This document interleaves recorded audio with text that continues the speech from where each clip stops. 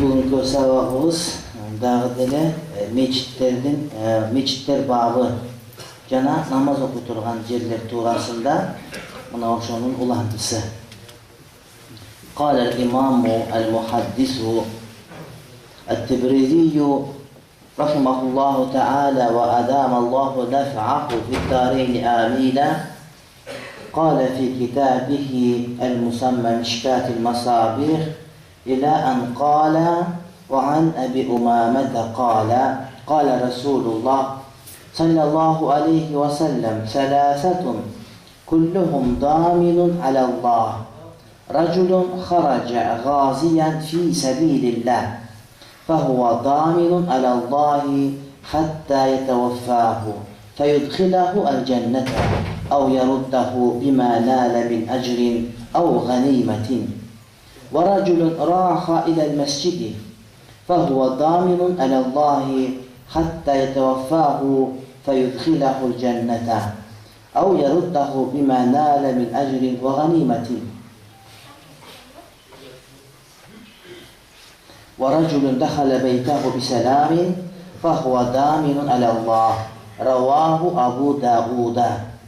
İmam Abu Davud rivayet kılınan bu hadiste Hazreti Abu Umama radıyallahu ta'ala anhu aytat Peygamberimiz sallallahu aleyhi ve sellem bunday dedi. Selasatun kulluhum daminun alallah. Üç tayfa, üç türlü insan var. Bunlar Allah Taala'nın moynunda bulardı saklap kalıyor. Damin degeni bu yerde ismi fail, bırak mazmun ismi maf'ul manisinde. Allah Taala bulardı özü saklap kalamdık uvada bergen. Bular oşo üç tür tayfa insan Allah'ın daima saklı olsunda olup durat deydi. Dünyası cana dini Allah'ın saklı olsunda üç türlü tayfa olup durat. Birincisi raculun haraca gaziyen fi sebilillah.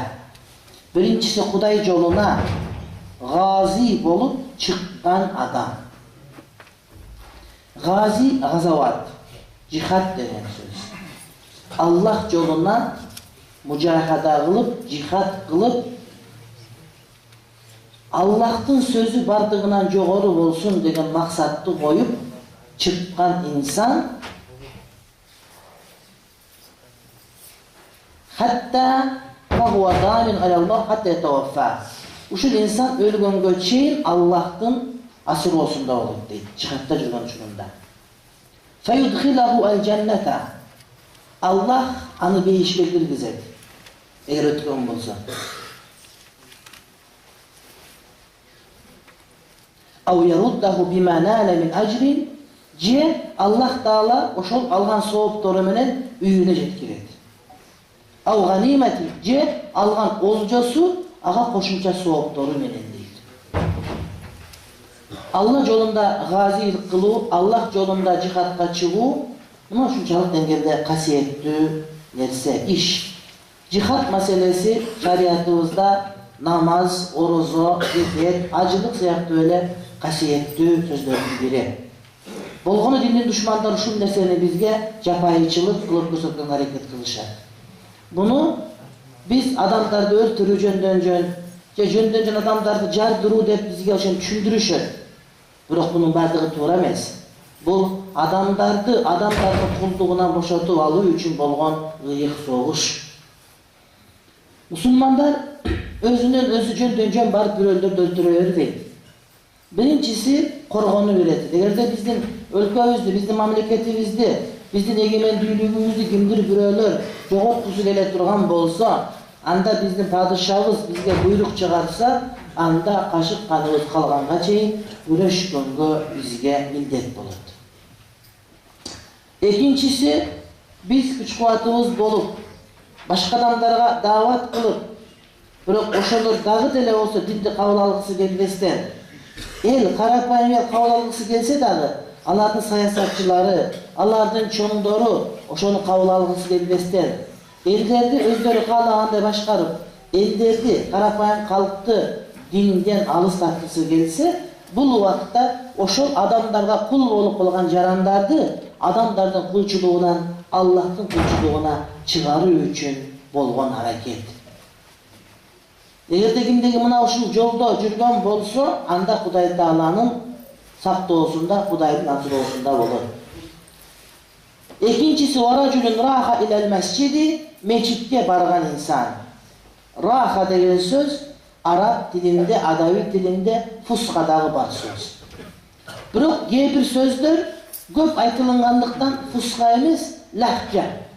Адаби тил эмес, гавор тилге өтүп кетип калган сөздөрдүн бири мына ушул. Мисалы үчүн араб тилинде фулус деген сөз бар. Кыргызча жанагы күчтүктөгү пул деген сөз арабча фулус деген сөздөн келип чыккан, акча деген мааниде.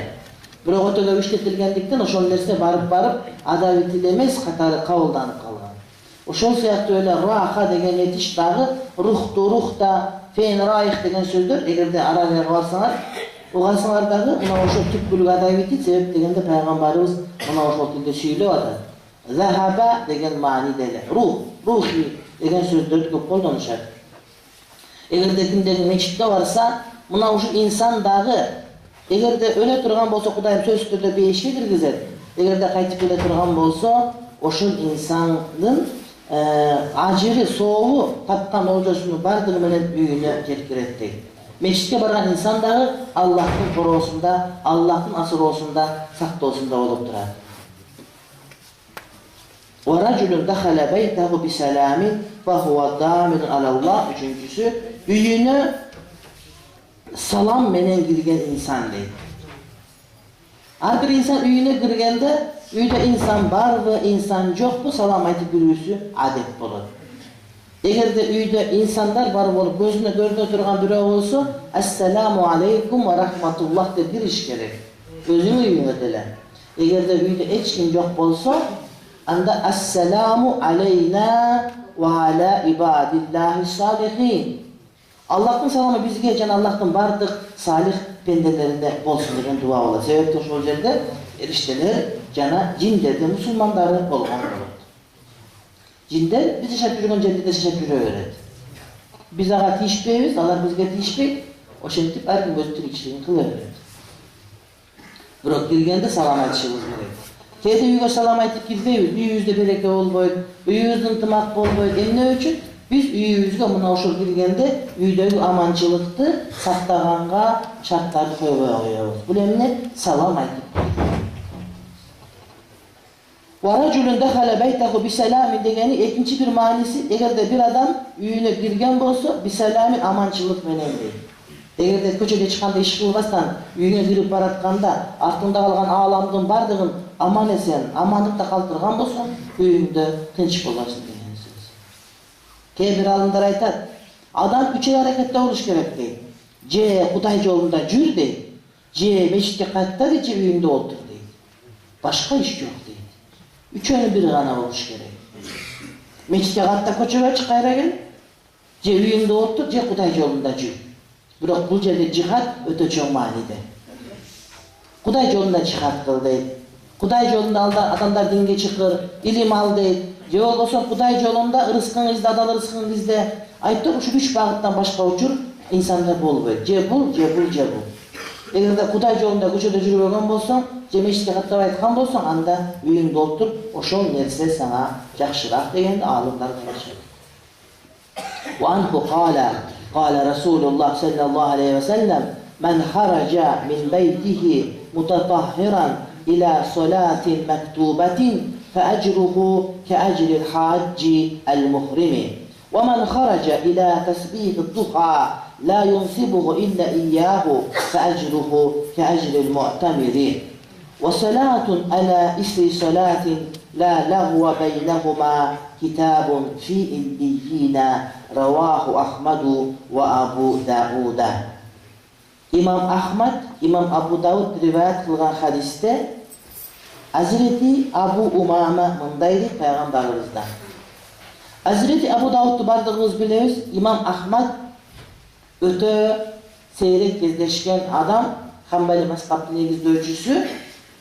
Uşul kişi özünün ayalı Ummu Salih menen 30 yıl çoğu yaşap bir dagы жолу sen men деп айтышкан эмес деп айтылган. Элестетип көрдүңүзбү? 30 жашоо. Bir жылда 360 gün, 12 ay, ар бирде 30 gün, ana ошонун ичинде аялы менен sen men деп айтышкан жери жок. Өтө сейрек кездешүүчү, керек болсо Кимнести жана китебинде жаза турган бир окуя. Кандай эмеспи? Мына ушундай. Имам Ахмад бин Хамбал, имам ахли сунна вал жамаа деген атка ээ болгон инсан. Имам Ахмад бин Хамбалдын убагында Кур'ан-ы Каримди махлук деп айткан фитна чыккан.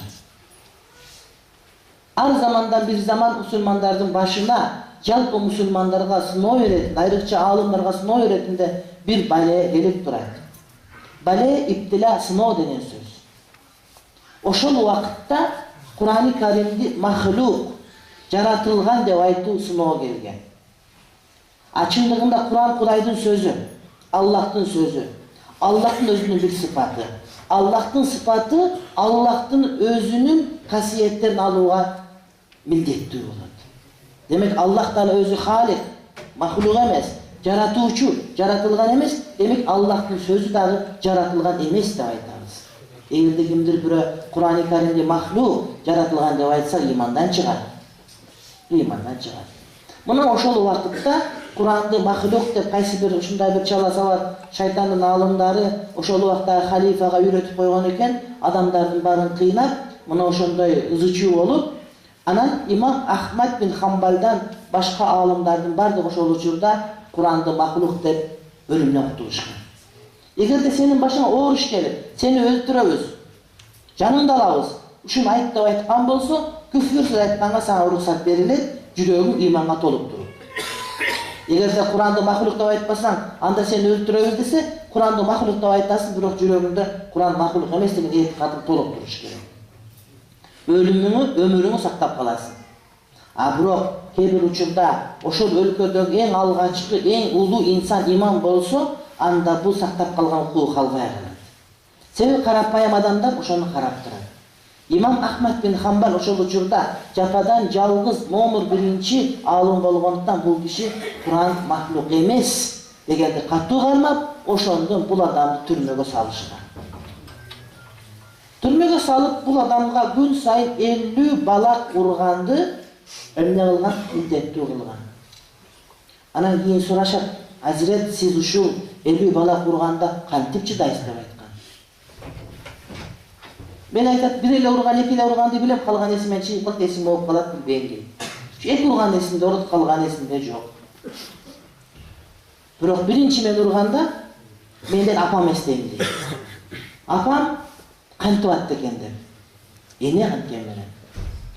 Экинчи урганда Абу Ханифаны эстейм, Абу Ханифаны сен бизге казы бол, сен бизге генеральный прокурор болуп бер деп кыйнап мажбур кылганда Абу Ханифа баш тартып, ошол чоң кызматтан баш тарткандыгын эстеп туруп, анан ошолордун башына келген иш мага деле келди деп өзүмү жооптотуп, анан кийин эсимде жок. Сүйрөп барып штаб коюп, ошентип өзүнө кайра келип калат, дагы урушат. Ошентип жүргөн инсан. Имам Ахмад бин Хамбал Куран окуса, Куран окуп туруп, ошонун соопторун багыштаса болбойт деп айтып жүрө берет. Айрыкча биз маркумду көмгөндөн кийин ошол жерде Куран окуйбуз го. Ошону болбойт деп айтып жүрө берет. Анан күндөрдүн бир күнү мазарга барышып бир маркумду коюлгандан кийин каары Куран окуп баштаганда токтот, бунун болбойт деди. Анан жанында дагы бир чоң мухаддис аалымдар айтты, имам деди. Палана деген сахабаны билесизби деди. Десе, ошол мен өткөндө, мени коюп бүткөндөн кийин Бакаранын башынан этегинен Куран окугула. Себеп дегенде периштелер келгенде өзүмү жоготуп койбоюн, Курандын урматы менен өзүмө келип алайын деп осуят кылган экен. Ошол сахабанын сөзүн палача деген табии мен айтып келген деп адамдан айтып бергенде имам Ахмад мухаддис аалым жана адамдардын аттарын билип, ошолордун чынжырынын сахих экендигин, дастабер экендигин билип туруп жок деди. Айтып барып, каары улансын окуган деп өзүнөн кайтты. Демек, өзү туура эмес этикад кылып жүргөн, ошол кабарды уккандан кийин маселесинен кайтты. Мына ушундай кайта деле болот. Ошондуктан Хамбали мазхабында мазарга барып, кайсы жерде Куран окуп, Куран тилдөө үчүн окуп, андан ушунун сообун маркумдарга багыштаса болот деп этикад кылышат. Мына ошол имам Ахмад жана имам Абу Дауд риваят кылган хадисте пайгамбарыбыз айтат: "Мен хаража мин бейтихи мутатаххиран ила салатин мактубатин." Кимде ким үйүнөн дааратын мыктылап алып, парыз намазды окуганы чыкса дейт. Дааратын мыктылап алып, парыз намазды окуганы чыкса, фажруху каажрил хаджил мухрими. Мунун сообу ихрам кийген ажынын сообундай. Ихрам кийген ажынын сообундай. Адам Бишкектен чыгат, эшек менен, жат менен. Анан жолдо кетет, ихрамы жок барат, ихрамы жок барып, качан мыйкатка келгенде ихрам кийет. Ихрам кийгенге чейин деле ажылыкка кетип атпайбы? Анан ихрам кийгенден кийин деле ажы. Азирети пайгамбарыбыздын бир хадиси бар. Эгерде кайсыл бир инсанга ажылык парыз болуп, ажылык парыз болду, ажыга жолго чыгып, сапарда кетип баратып өлсө дейт, ажылык аткарган жок. Сапарга кетип баратып өлсө ажылык сапарда, ошол адам кыямат күнү ажылардын катарында ажы деп жазылат. Кече бирөө менден суроо берип атат, жана бейиш деген гезит аркылуу келди. Эртең менен жазып отурсам, ушундай суроо. Бир адам ажыга барды быйыл дейт, Арафат аткарды, ихрам кийди. Анан Арафат туткондон кийин Муздалифага келгенде өлдү быйыл кыргыз ажыларынан бирөө дейт. Эми ошол ажынын балдары ажылык бүтпөй калды го, жанагы таваф ифаза, парыз таваф бүтпөй калды. 3 парыз бар. Ихрам, Арафат, таваф ифаза, таваф зияра. Ошол таваф бүтпөй калды, хаж бадал парыз болобу деп. Анан китептерди карап андай мындай десек, жок, андай эмес, парыз эмес. Себеп дегенде, мунун мойнундагы милдет ажылык парыз болду, аттарганы жөнөп атты, колунан келген ушул болду, Кудайым жанын алып кетти. Буга ажылык парыз эме, бадал хаж кылганга милдеттүү эмес. Эсеп ошону дейт. Анын сыңарындай ихрам кийген ажы, ихрам кийерек ажы деген түшүнүк бар. Албетте, ихрам кийгенден кийин дагы Меккеге жакындап калды, Каабага жакындап калды, ажылыкты биринчи парыз аткарып калды деп туруп, ихрам кийген адамды даараты бар адамга окшоштуруп атат. Ажылыкта ихрамы жок, ажылык кылса, даараты жок намаз окугандай эле кеп. Кээ бир адамдар келет, даараты жок келет. Анан бияктан даарат алышат. Жок. Эң жакшысы даарат үйүнөн алып келгенин жакшы. Эгер колуңан келсе. Бияктагы даараткана ушул жерде отуруп зарыл иш чыгып калгандар үчүн. Сен ошол даарат алганда, ошол дааратканы иштеткен үчүн сен сооп аласың. Сен ошол сууга сооп аласың. Мечиттен барып даарат алам эмес, ошол жашаган жериңен өзүң тыйын төлөгөн сууга даарат алып келип, бул жакта намаз окуп, кокустан үйүңө жетпей калып даарат бузулуп калса, ошондогон ал деген сөз. Шарт эмес, сөзсүз ушудан даарат алышың керек. Көп таква инсандар бар, милдет кылып калбайын, сооп ушуга кетип калбасын деп, мечиттин дааратканасын такыр көрбөгөн, бирок 5 мал намаз үзбөгөндөр дагы бар. Көрдүңөр? Даарат алып, мечитке келген адамдын сообу ихрам менен ажылыкка жөнөгөн адамдын сообундай дейт. Wa man kharaja ila tasbih ad-duha la yunsibuhu illa iyyahu. Kafa ajruhu ka ajri al-mu'tamil. Alemi kimde kim duha namazına çıkkan bolsa, bunu duha namazından başka hiç nerse çıkargan yok deyip, bul adamdın soğubu umra kılgan adamdın soğubu. Duha degeni şaşke namaz. Eğer de hadislerde tasbih-u duha, tasbih-u anday munday deyip namaz yönde tasbih deyip gelse nafil namaz degen şey. Sebep tasbih bizge farz emes ko. Subhanallah, subhanallah degen. Oşol farz emes desini atkarıp atkanda ele nafil namazdagı bizge farz emes deydi. Şonuň üçin tasbih-u duha degeni duha tasbihi, yani duha janagı gün çıkıp tutkandan keyin gün kötörülgöndögi şaşke namaz degen söz. Bul жерде айтылат, kimde kim oşol şaşke namazına niyet kılıp çıkkan bolsa, uşul adamga dagı umranın soğu berilet de oda. Bирок бул адамдын ниети башка эч нерсе үчүн эмес дейт, шашке намаз үчүн гана болуп атат. Халис дилде шашке намаз. Кызык маселе булат. Шашке намазы дагы мечитте окулабы деген. Шашке намаз дагы мечитте окулабы. Биз кече фыкх сабакта алдык, мечитте окула турган нафил намаздар дегенде шашкени кошкон жокпуз. Taravini ayttık, dağımdan ayttık, dağımdan ayttık. Hafız İbn Hacer el-Asqalani Eş-Şafii aytat, duha namazının meçitte okugandığının mustahab ekendiginin dalili mına uşunda değil. Oşonduktan Şafii başkalarına bir alımlar, eğer de kolundan gelse duha namazına meçitte var okuganı jakşırak деп айтылды. Mullari Qari kantip aytat Hanafiler? Yok, bul masalanda emas deydi. Bul deydi, oşol jana kılvatkan işinен bazarda olabı, iyinde olabı, üniversitette olabı, kayсы жерде olur, oşol awalından ajırap çıkıp, men oşol janagı duha namaz okuu üçün wagtyn ajıratkandığı деген söz. Meçitте ажыратабы, же үйүндө ажыратабы, же башкача айырмасы жок. Айтор кылваткан иши ошол күн шашка болгон убакытта ишин таштап башка ишке духа намазга киришүү деген сөз. Бул жерде мечит деген жер жок, жөн эле ошол намазга чыкса дегени бир абалдан экинчи абалга чыкса деген сөз. Буга умранын сообу берилет. Ва салатун ала исри салатин la lagwa baynahuma kitabun fi illiyina. Namazdan keyinki namaz deydi. Eğer de bir adam namaz okusa, andan keyin dagı bir namaz okusa, birok ortasında la lagwa fihima. Ekön baynahuma ortasında lahu jok bolsa. Lahu degeni, lahuvun boş söz. Kede günah oluşu mümkün, kede günah da bolboşu mümkün. Tuğra men ayak vardı, bir ayak vardı, femine oldun, gündü gördün, başka kıldın, birlikte kıldın degen sözler var.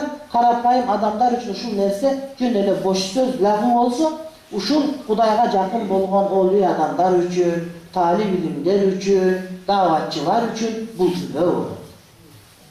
Sebep degende bul boş söz. Oşol boş sözdü boşka getirbeş gerek, oşolu Kuday üçün, başka bir nerse üçün adam emne kılış gerek, faydalı işletiş gerek. Eğer de bir adamlar var da o vakit üçke öyle. O vakit ziyanlı getip atat, o vakit faydalı getip atat, o vakit cümlele getip atat. Çınığı takva insanlar üçün, Kudaydın fazileti bilgen insanlar üçün o vakit iki gele bölünür. Faydalı getip atkan o vakit, ziyanға getip atkan o vakit. Demek boş söz, çındığın adamga ziyan getirmese dahi boş bolup жатkandığı üçün, ısraf bolup жатkandığı üçün oşol nerse kebir adamlar üçün güne olur zettirir. Eğer de bir insan iki namazda okup, iki namazın ortasında hiç kanday lahu boş söz bolgosu, anda al kitabun fi illiyin, illiyin degen söz, jakşılardın jakşı amalları жазылынған divan degen söz. Jakşı adamlardan jakşı amalları жазылынған çöl kitep degen söz. Oşol kitepke жазыла turgan bir amal deydi. Demek bu amalın жазылып kalır. Kaysı amal? İki namaz okusan katarından, misal için 5 minuten asır, ortasında boş söz söylenbеген bolsa, anda uşunun söz tütü жазылып kalır. Kalganın kavul bolovu, bolgoy ve Kuday bilet.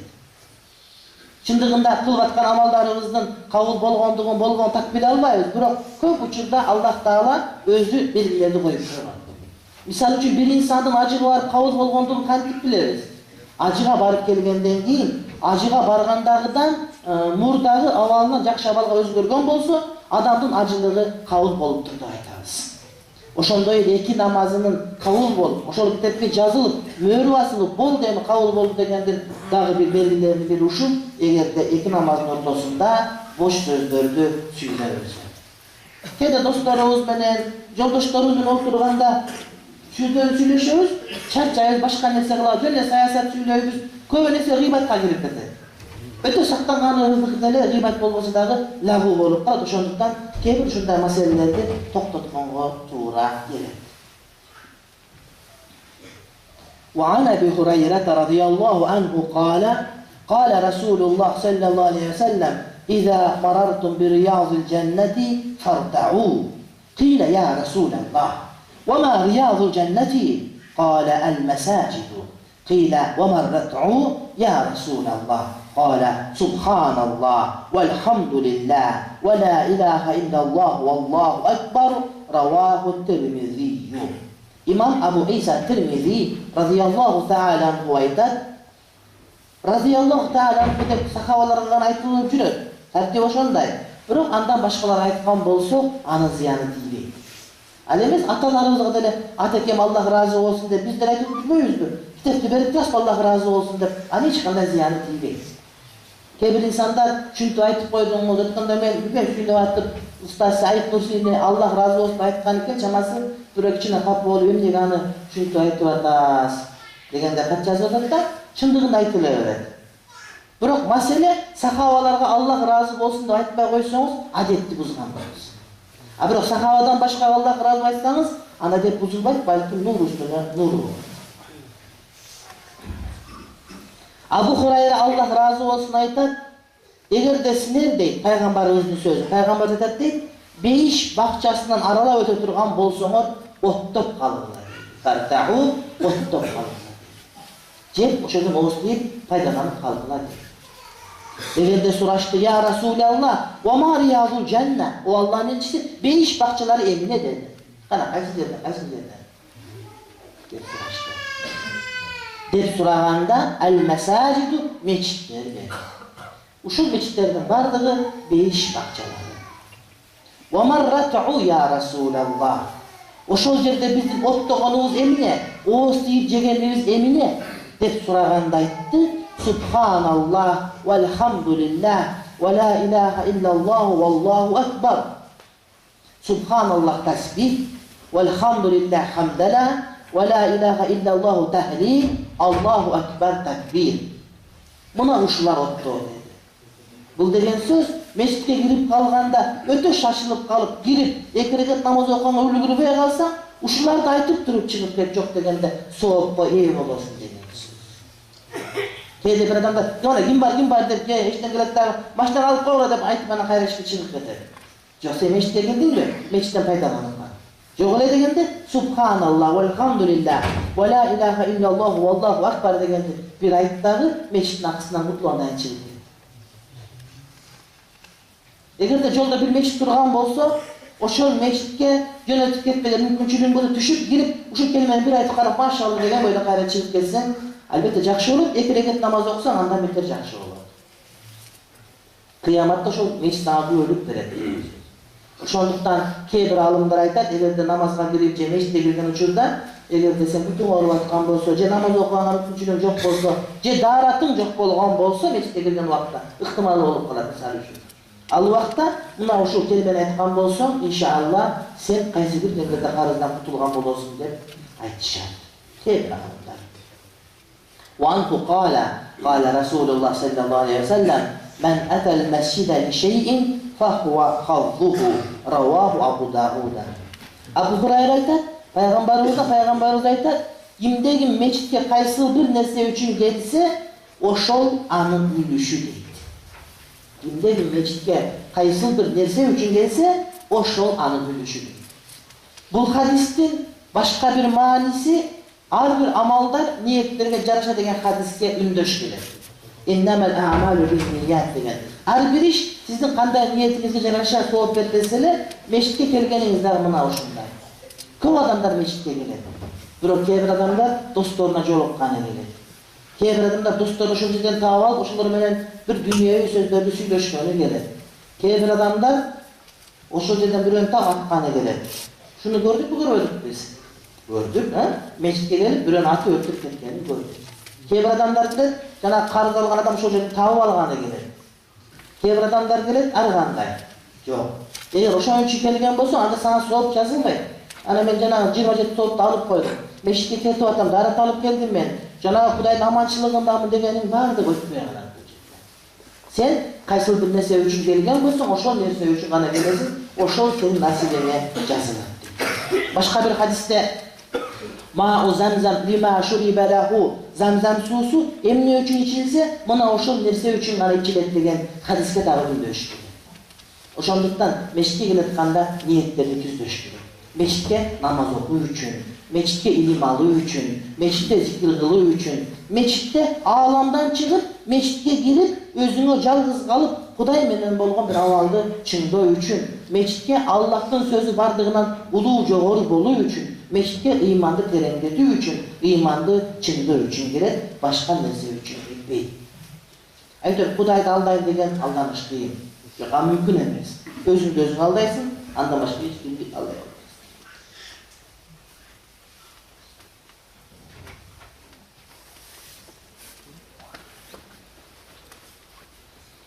وعن فاطمة بنت الحسين رضي الله عنهما عن جدتها فاطمة الكبرى رضي الله عنهم قالت كان النبي صلى الله عليه وسلم إذا دخل المسجد صلى على محمد وسلم وقال رب اغفر لي ذنوبي وافتح لي أبواب رحمتك. Hazreti Fatima çoğun annemiz Hazreti Ali Ökön'ün Hüseyin degen perzenti var ile Hüseyin'in kızı Fatima. İçine Fatima, Fatima binti Hüseyin. Özünün çoğun annesi çoğun Fatima. Peygamberimizin kızı Fatima Kubra'dan rivayet kılıyor. Elbette bu hadiste alımların dayıftet sebep degende Fatima Suğra, Fatima Kubra'nı görgen emez. Eki Fatima birbirine jolukkan emez dağı hadistin sanatı emne mumkati, muttasil emez. Oşolduktan bu hadisti dayıf dep bağ verişir. Biroq oşoga karabastan bu yerde gelgendigi bu yerde janagıday mursali bolup je bolbosо kebir учурда башка бирөө hadis айтып атканда маселе hadistin sanatını айтуу эмес, маселе hadistin tekstин жеткирүү болуп калат да.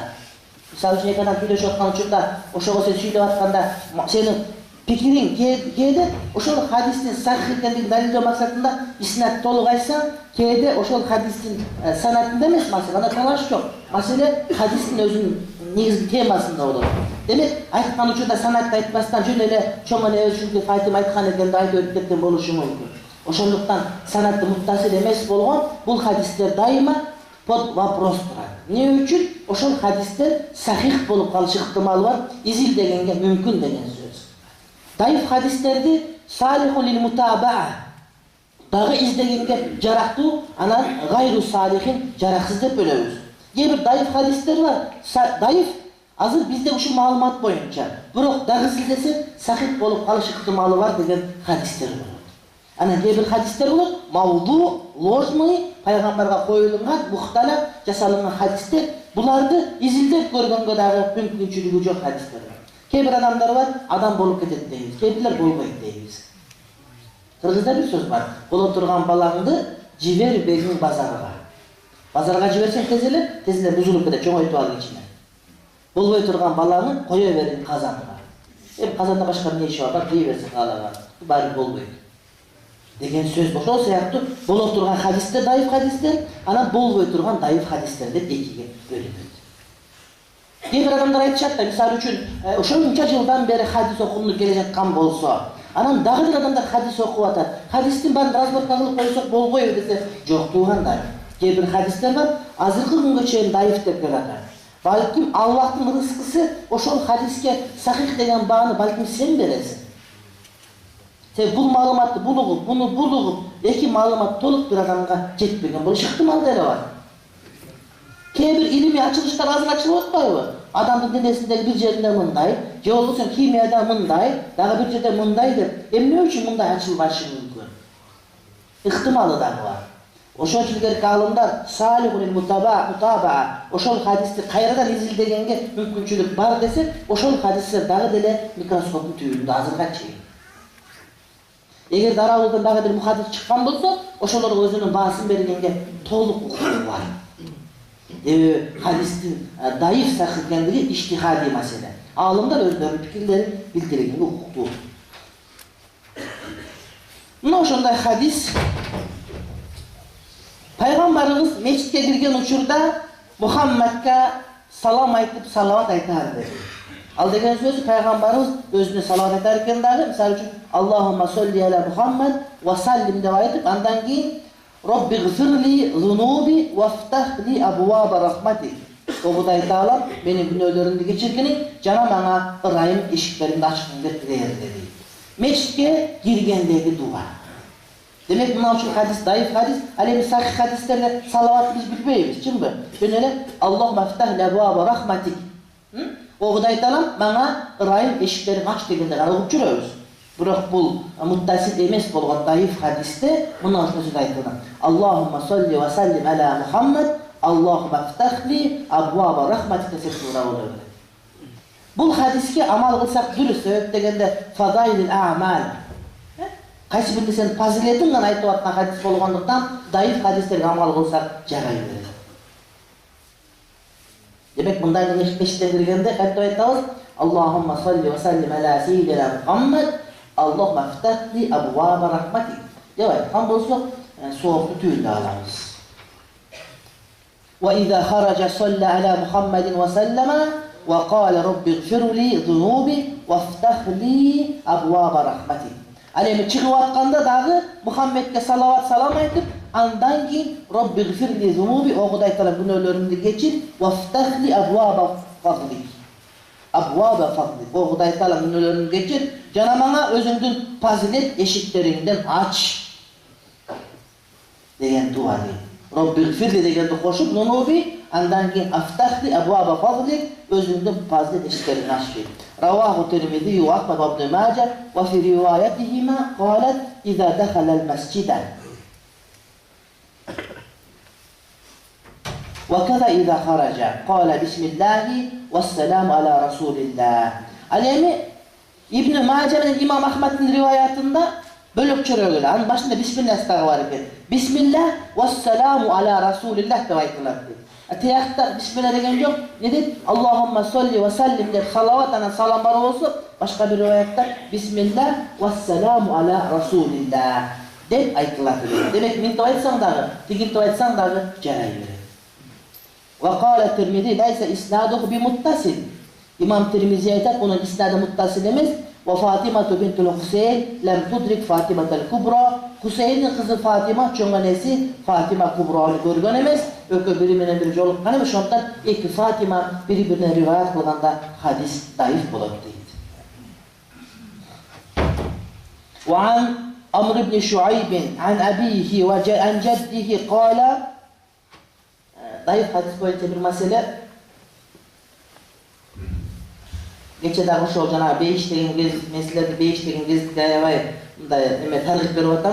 Beyiş degen gezit üniversitede çıkıp atar. İçinde hiç siyasat yok. Din meselesi şonun içinde bir vet dağı bizge berilgen. Andan sıkları isterdim gevinizden soran çimenen İmam Mahdi jönü söz çıkıp atpay hazır. Mahdi çıkıp çıkıptırdı. Keçe tamçı gezitinde kayradan murdağı çıkan makalarını kayra verdik. Tamçı gezit satıp alsanızlar şonun içinde İmam Mahdi jönünde ayın tepki akırkı çekip degen makalarını çıkardık. Tağval okusalar bolot. Keçe 2. günü çıktı. Tamçı gezitte. Oğlan. Sebebi bu adam çıkan faydalansa olur. Ana azırkı bizden Kırgızistan'dan çıkan Mahdiler bu kadar okşuş koydu.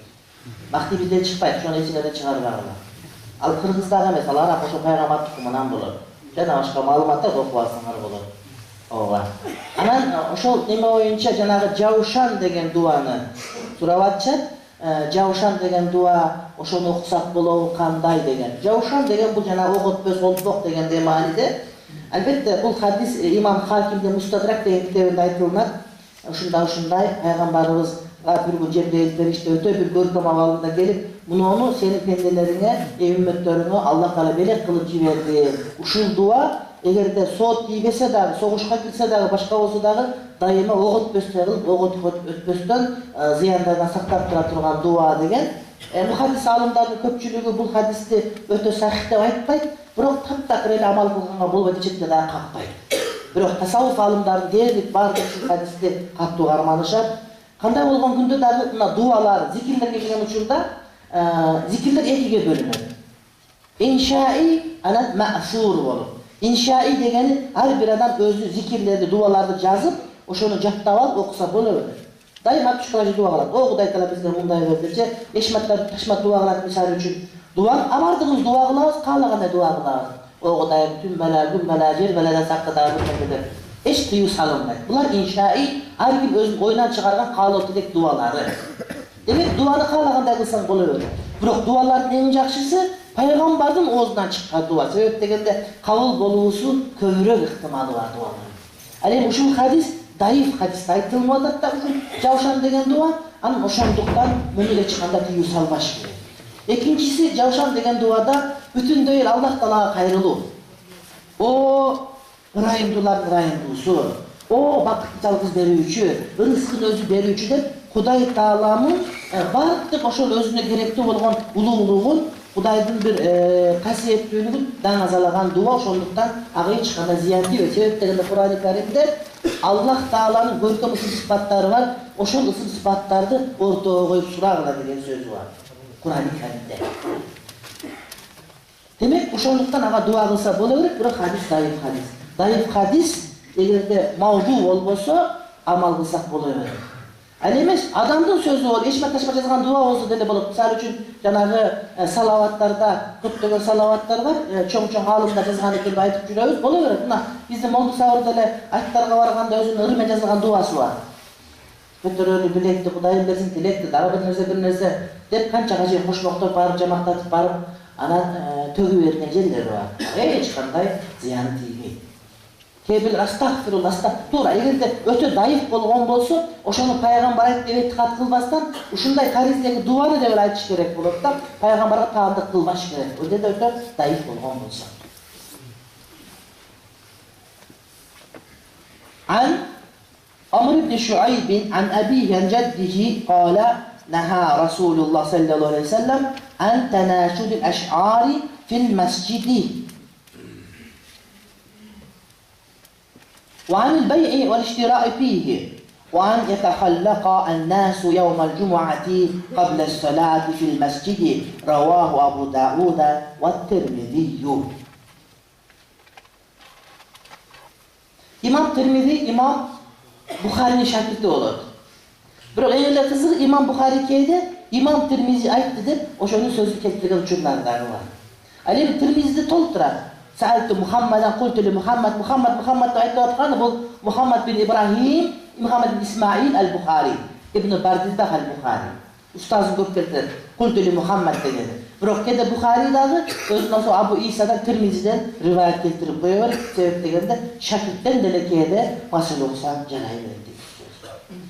Hazreti Amr ibn Şuayb atasından, al çoğun atasından rivayet kılar.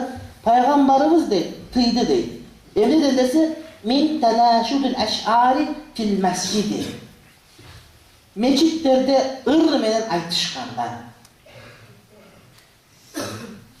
Azırkı bizden Cenişbek menen alay çutpay çıkıp aldı.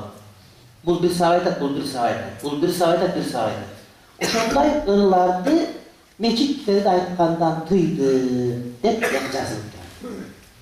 Biroq şu hadiske mani vergende manisi jaman ırlar degende biz koşup aytışыбыз gerek bolot. Manisi jaman degen bul jerde jok. Ыр аттууну баарын тыйыш керек. Бирок биз манisi jaman болгон, адамдарга жаман үгүт бере турган ырларды айтышкандан тыйды мечитте деп айтуубуз шарт болот. Себеп дегенде пайгамбарыбыздын убагында сахабалар бири менен бири алым сабак ыр айтышкан мечиттин ичинде болгон. Хасан бин Сабит деген жана башка деген сахабалар ыр төгөдөлөр. Бул көчкөн элдерге тиешелүү. Адамдардын көзү көрбөсө каярга иштейт. Kulağı, kolları kıyın işte. Adamların жазуусу болбосо эске тутуусу күчтүү болот. Адамдарда жазуу маданияты жок, кыргыз эл көчмөн эл болгон. Жазуу жок болгон бизде. Арабтар да ушундай болгон. Жазуу адабият, жазуу маданият, Айтматов, Казат Акматов булардын баары бизде жасалма. Кыргыздарда жазма адабият болгон эмес, оозек адабият болуп келген. Манас. Мына ошол элдерде жанагыдай төгүп жиберип атат болгон. Жазуу жок болгондо күч ошого жумшалган. Анан ошол Хасан бин Сабит деген жайттар башка ошол пайгамбар убагында төкмакын болгондордун бири мечитте отуруп ыр төгүп жибергенде бирөөсү тыйган.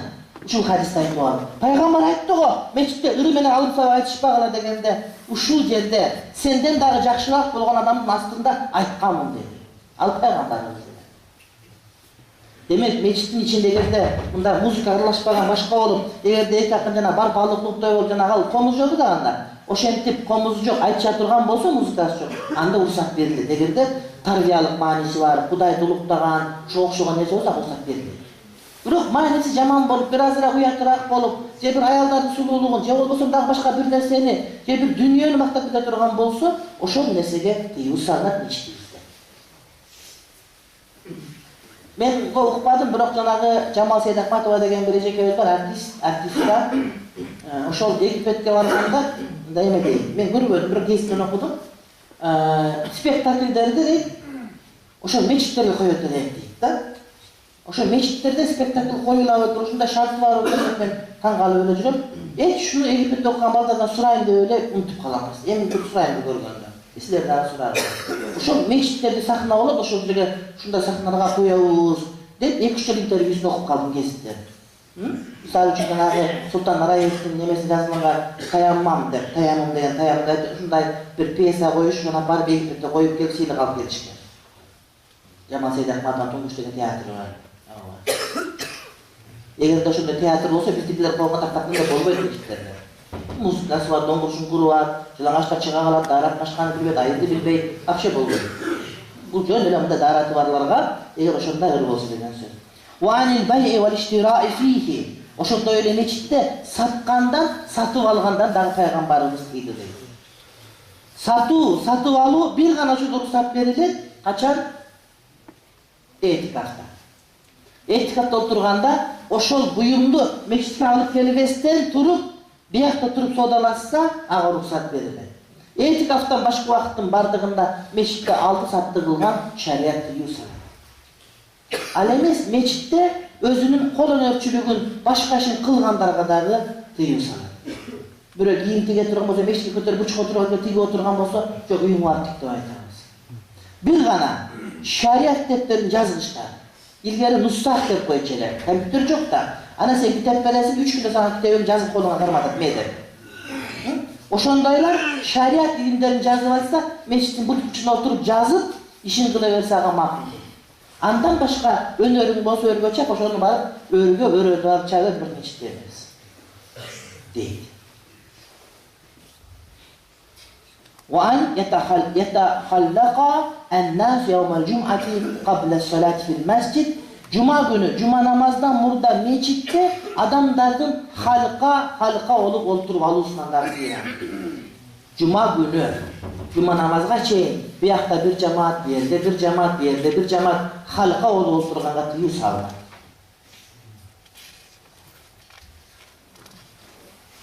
Cuma adamların bardı gele turgan gün. Ömründe kemer adamda bir jolu gana gelir. Ошол убакта бир гана сөздү угуш керек. Ал жерде бияк бурчка отуруп, муну өзүнчө бир шейх, андай болбойт. Не? Бардыгы бир жамаат болуш керек. Жума күнү, жума намазга чейин адамдар халка айдан болуп көрүлгөн жерге отуруп алганга тыюу салынат. Ал эми жанагы жуманын астында бир саат сүйлөп атпайбызбы? Ошол да халка сыяктуу болуп калат. Муну араб дүйнөсүндө жок маселе. Бирок ажам дүйнөсүндө, араб эмес дүйнөдө ошол жумадан мурда 1 саат сүйлөгөн, жарым саат сүйлөгөн бизде ошол адат болгон. Эмнеге десе, жуманын мааниси, жума намаздагы хутбанын мааниси ошол жумадагы адамдарга жумалык дини, руханий азыкты берүү керек болот. А биздикилер 150-700 жыл мурда жактаган хутбасын сага гыргырдап айтып берип коет, же өзү түшүнбөйт, же башка түшүнбөйт, ошо менен кетип калат.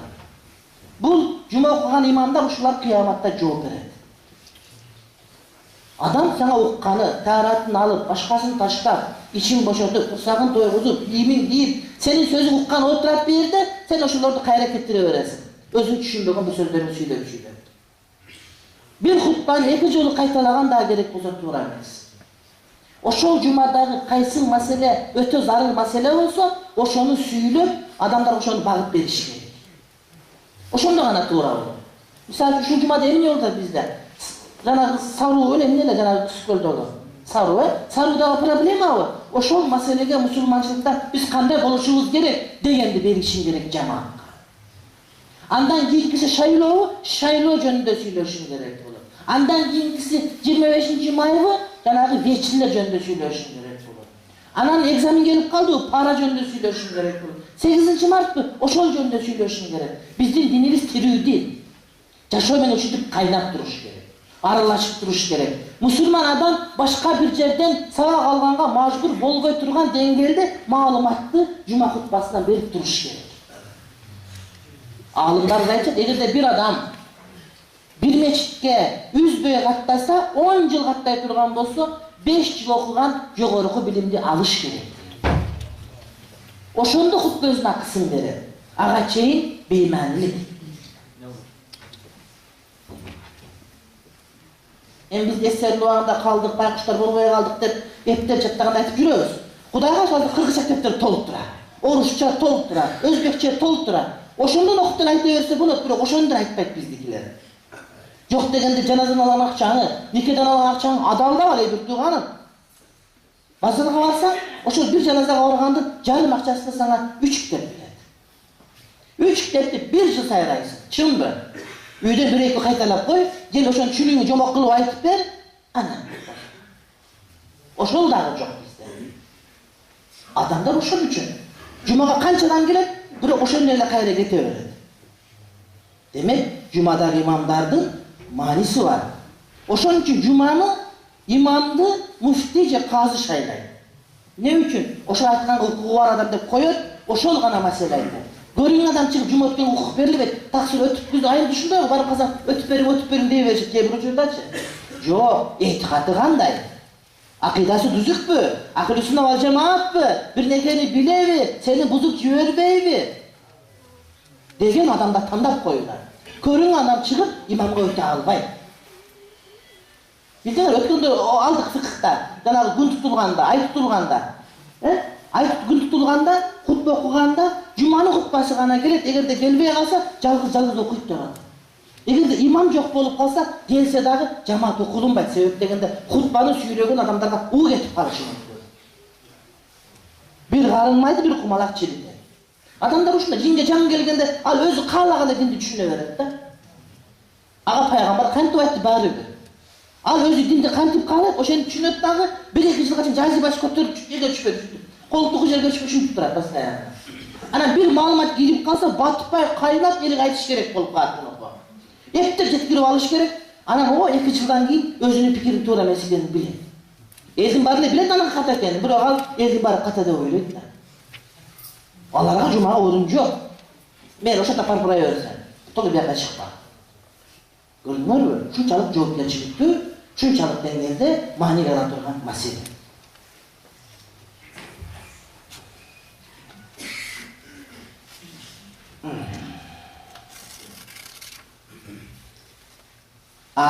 Ажан элинде ошол хутбаны сүйлөп атканда, жанагы кыргызча айтып, же орусча айтып узарып кетпесин деп, ошон үчүн жуманын астында жарым саат, 1 саат кыйын сүйлөгөндөр болсо, убакыт берип сүйлөйт дагы, мына ошону кыскача кылып, жанагы эмеде берет. Багыт болуш керек. Керек болсо имамдарда расписание болуш керек. Муну айтты, муну. Ошон үчүн айтышат, жуманы тандап барбагыла. Кээ бирлер бар го, жумада бүгүн бияка барабыз, эртең бияка барабыз. Жок, магазин эмес. Магазин эмес бул. Жумада бир жер тандап ал дагы, колуңан көчөт үзбөй бар. Себеп дегенде аныкы программа менен кетет. Сага бүгүн 1-ди берет, эртең 2-ди, 3-тү берет. Анан 1 жыл тегенен сен бардыгы бири кайталаган болсо, сен 1 жыл бою бир тил алып жүрө беришиң мүмкүн. Демек, жумадан кутулгандан сырткары дагы сен маалымат алуу деген маданият сенде болуш керек. Ошону муфтият, казият карап туруп, эмнени сүйлөйт башка дегенди адамдарга өчүрүп жазып бериш керек. Жанагы хутбаларды жазып берүү деген маселе ошондон чыккан. Түркияда бардыгы жазылып берилет. Эмне үчүн? Себеп дегенде адамдардын бардыгына бирдей тарбия, бирдей багыт бериш керек. Ал ушу биз иштегенде дагы мамлекет тараптан суранчы бизге, биз элибизге ушул маселени көтөрүп берсеңер дейт да. Анан ошону карап туруп биз мына ушул жумада жанагы чоң жума окулган мешиттерге буйрук берет болчу. Муну темада сүйлөнсүн. Эгерде жазып айта албай тургандар болсо, аларга ушу 4-5 аят хадисти кошуп жазып туруп, мен муну айта берсем деп, ошол багытта берилет болчу. Бул туура эле саясат. Себеп дегенде мамлекетти сактап калууга биздин дагы тиешибиз бар. Мына кече айтып атып мен көргөн жокмун, биздин премьер-министр, мен дагы мусулманмын, мечиттер көбөйүп кетти мектептен дагы. Кана тарбиясы деп айтып атат да. Ошол мечиттердин салымы жок, диндердин салымы жок болуп атат. Биздин 90 бала бир жылда суицид болуп асылып өлүп калды деп айтып атат ошол. Туура, окшого биз дагы молдекелер дагы, даватчылар дагы бардыгыбыз күнөөкөрбүз. Бул биздин элибиз. Мамлекеттик башка, биздики башка, биз баарыбыз бир элбиз. Бир журтпуз. Ошого биз жооп бериш керек. Ошентип айткандын ордуна ошол жерге муфтин дагы чыкырса болобу? Муфти дамбылда мына сиздики, сиз ушундай кылыңыз деп айтса болобу мисалы үчүн? Премьер-министрибиз. Сонун болот, эң сонун болот. Ошол муфти дагы жооп берет Кыргызстандын бардык элине. Кайсыл акыйданы алып атат, эмнени үйрөнүп атат. Ошого дагы муфти кыяматта жооп берет, эмне үчүн балдар асылып өлүп атат дегенди. Анаяка кубалап өлүшүп, кабыл алга кубалай берет муфти. Эмне муфти? Биздики же орустардыкы? Биздики, кыргыздардыкы, жаманбы жакшы биздики. Неде болсо деле биздики. чыгып, кошуп эл катарына айтып деп, муфти мындай кылыңыз деп тапшырма бериш керек муфтиге дагы. Бүтүндөй өлкөнүн бардыгынын руханият тарабы мойнуна алган кишини анан ояка чыгарып коюп, булар биякта кыйкылып, бу биякта Сараксийдин эстелигин ачып жүрөт, мен жанагыдай Сараксийге конференция өткөрүп басып жүрөт. Сараксий турар эле. Адамдарга ыйман жетпей атканда.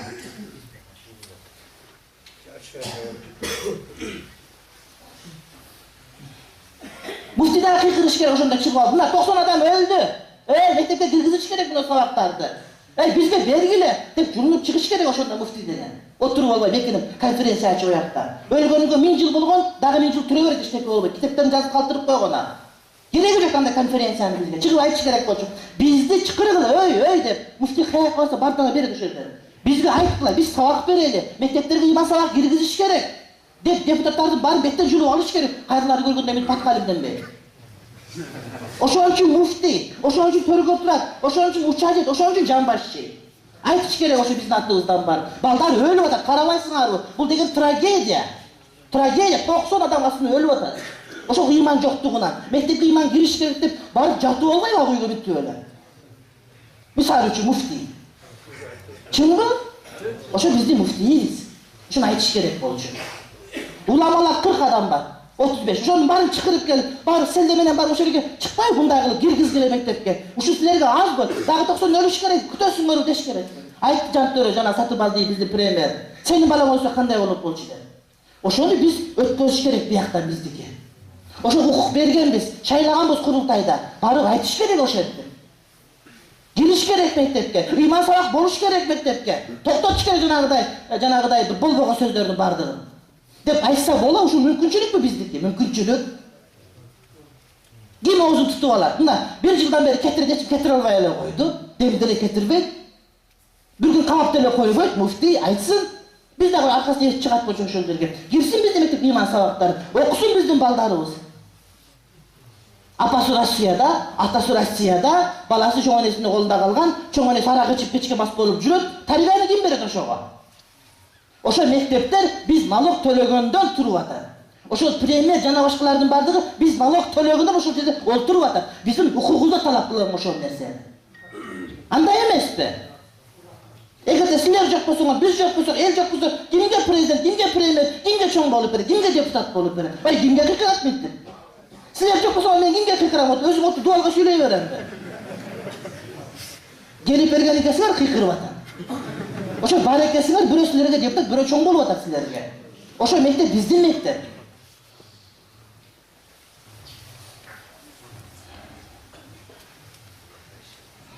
وعن أبي هريرة قال قال رسول الله صلى الله عليه وسلم إذا رأيتم من يبيع أو يبتاع في المسجد فقولوا لا أربح الله تجارتك وإذا رأيتم من ينشد فيه ضالة فقولوا لا رد الله عليك رواه الترمذي والدارمي.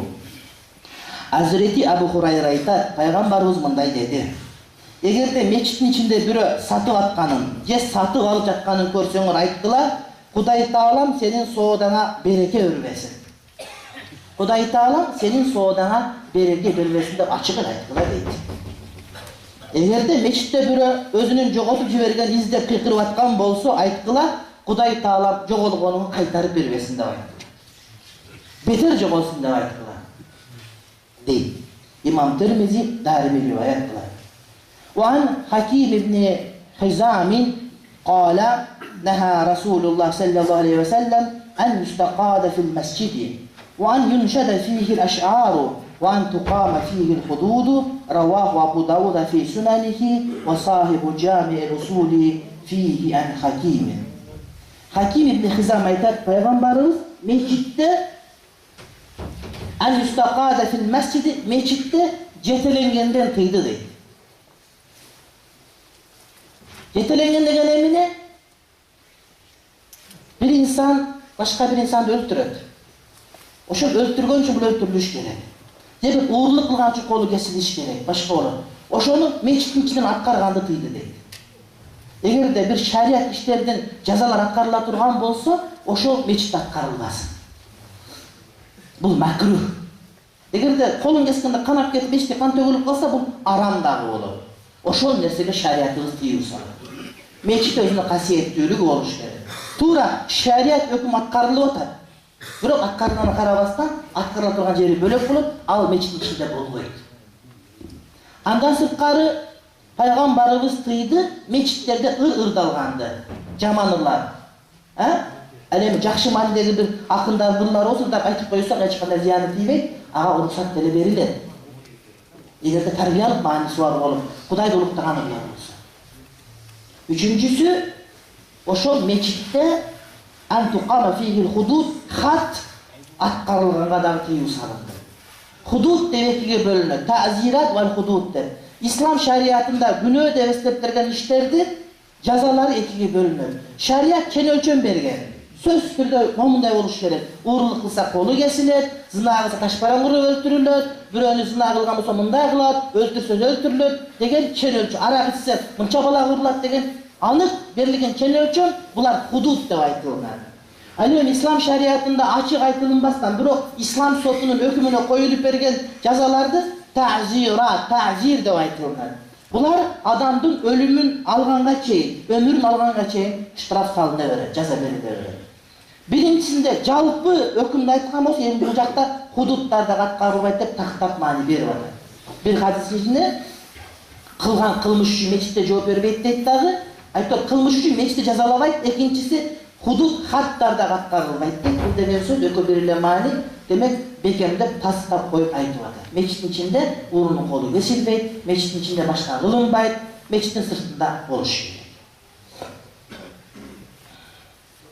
Ва фил масабих ан Жабир, ушул хадис масабихте Hazreti Jabirden келет дейт. Азанга чейин канча убакыт бар? 10 минут бар. Азанга чейин 10 минут бар. Алхамдулилlah. Ва ан Муавията ابن قرة عن أبيه أن رسول الله صلى الله عليه وسلم نهى عن هاتين شجرتين يعني البصل والثوم وقال من أكلهما فلا يقربن مسجدنا قال إن كنتم لابد آكليهما فأميتوهما طبخا رواه أبو داود.